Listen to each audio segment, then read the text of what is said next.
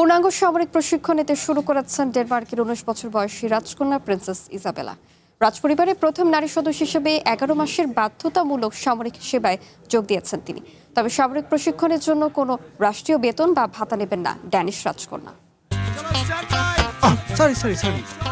লাইফে কখন কি হয় গ্যারান্টি আছে, তাই ইন্স্যুরেন্স করুন সিটি ব্যাংকে, কারণ ইন্স্যুরেন্স করলে সিটিতে সুরক্ষা পাবেন নিশ্চিন্তে।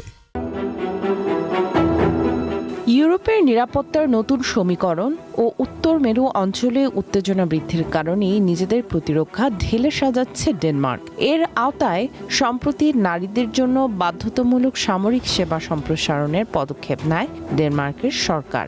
এরপরই সামরিক প্রশিক্ষণে যোগ দিলেন ডেনমার্কের রাজকুমারী প্রিন্সেস ইজাবেলা।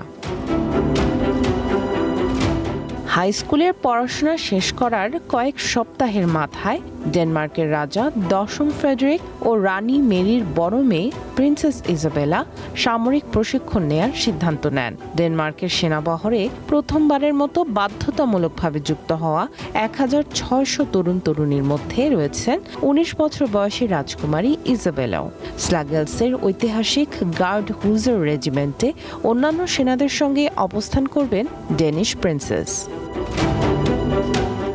রাজপরিবারের পুরুষ সদস্যরা এতদিন ধরে সামরিক প্রশিক্ষণে অংশ নিলেও নারী সদস্যদের জন্য সামরিক প্রশিক্ষণ নেয়ার ঘটনা ডেনমার্কের ইতিহাসে প্রথম। ইজাবেলার ভাই যুবরাজ ক্রিশ্চিয়ানও একই ব্যারাকে সেনা প্রশিক্ষণ শেষ করেছেন।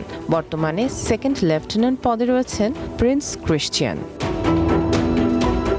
ইউক্রেন যুদ্ধ এবং আর্কটিক অঞ্চলে বাড়তে থাকা উত্তেজনার কারণে গত বছর নারীদের সামরিক সেবা বাধ্যতামূলক করে ডেনমার্ক। এর অধীনে সাধারণ রিক্রুটরা মাসিক বেতন ও করমুক্ত দৈনিক ভাতা পেলেও রাজকুমারী ইজাবেলা স্বেচ্ছায় সকল রাষ্ট্রীয় ভাতা ও বেতন প্রত্যাখ্যান করেছেন।